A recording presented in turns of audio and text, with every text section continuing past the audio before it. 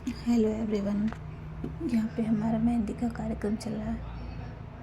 मेरे पैर में मेहंदी बच्चों ने रखा था और यहाँ पे देवरानी रात को रख रही जब हम काम सारा ख़त्म कर चुके थे। उसके बाद ही मेहंदी लगानी थी। एक हाथ में मैंने पहले ही लगा लिया था। यहाँ पे हम सुबह सुबह उठ गए हैं तीज के लिए। सुबह जो खाते हैं सरगी, वो खाने के लिए, और हमने मंगाया था नारियल पानी, जिससे कि तुम्हारा व्रत में हमें राहत मिलेगी। और भूख तो नहीं लगती, पर मेनली थोड़ा सा प्यास लग जाती है।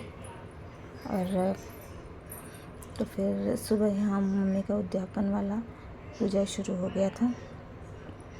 ये उद्यापन करने के बाद ऐसा नहीं है कि इनको व्रत नहीं रहना है, ये व्रत रहेंगे, मगर ये जल्दी से जैसे थोड़ा पहले ही ये पानी वानी पी लेंगी।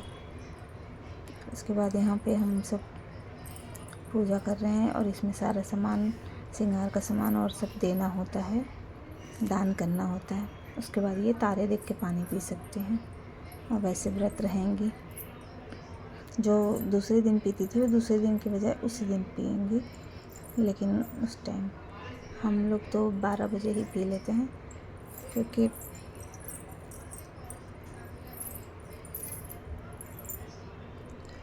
हम लोग कर नहीं पाते हैं इतना लंबा, इस वजह से।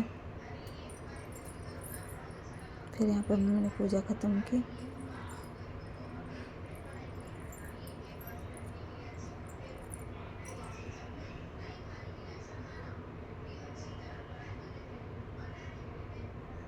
यहाँ पे पंडित जी कथा सुना रहे हैं सबको।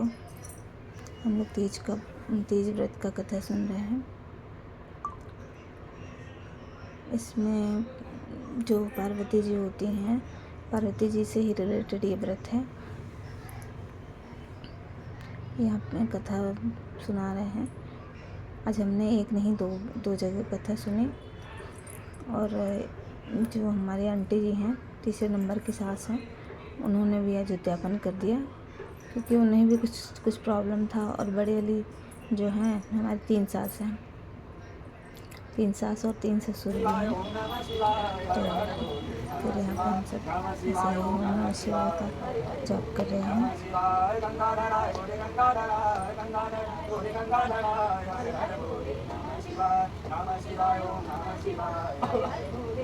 यहाँ से एक एक चीज़ वो रखवा रहे हैं, उनको समर्पित करवा रहे हैं गौरा जी को।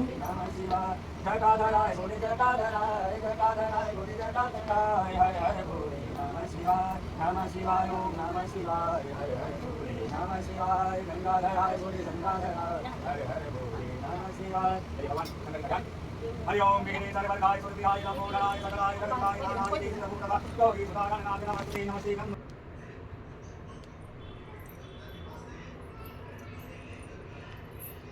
ये कथा सुना रहे हैं। इसमें पार्वती जी क्या होती का हरण हुआ रहता है, इसलिए इसका नाम हरिताल का तीज पड़ा हुआ है। ये आज मुझे पता चला, अभी तक तो नहीं पता था। वैसे भी मैं 5 साल मैंने किया है। ये मेरा 6वां साल का व्रत था। तो मुझे अब पता चला है कि इस कहानी का क्या मतलब, इस व्रत का क्या है। सब कहानी के माध्यम से तो जो भी महिलाएं हैं उन लोगों को ये कथा ज़रूर सुननी चाहिए। इसका अलग ही फल मिलता है।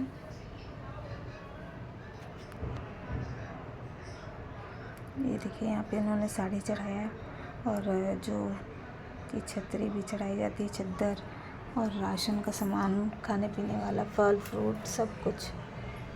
और अपनी श्रद्धा अनुसार आप जो भी कर सकते हैं, A to Z सब सामान। और इनको सोने चांदी या जो भी आपका कैपेसिटी हो आप दे सकते हो दान में।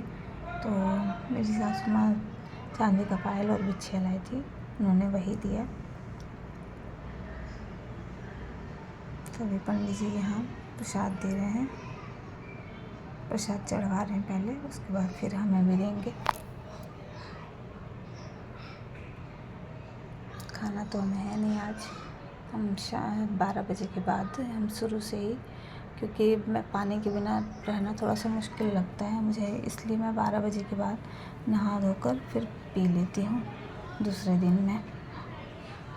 तो मुझे प्रॉब्लम होने लगती पानी से, भूख की बात नहीं होती, बस पानी की वजह से, और चाय नहीं मिलती तो सर दर्द होने लगता है।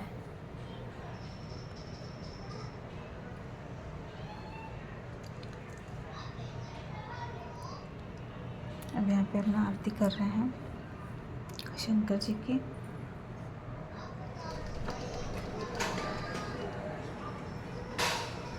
इसलिए हमने सुबह सूट ही वेयर किया कि हमें फिर से शाम को मंदिर जाना है, तो वहाँ पे भी तो साड़ी पहनेंगे,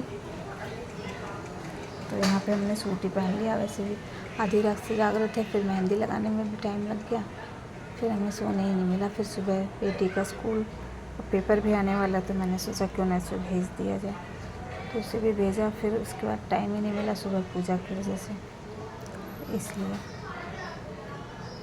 आप लोगों को मेरा ब्लॉग कैसा लगता है प्लीज़ मुझे कमेंट में बताएं, और मेरे ब्लॉग को थोड़ा सपोर्ट करें ताकि मैं और ब्लॉग बना सकूं।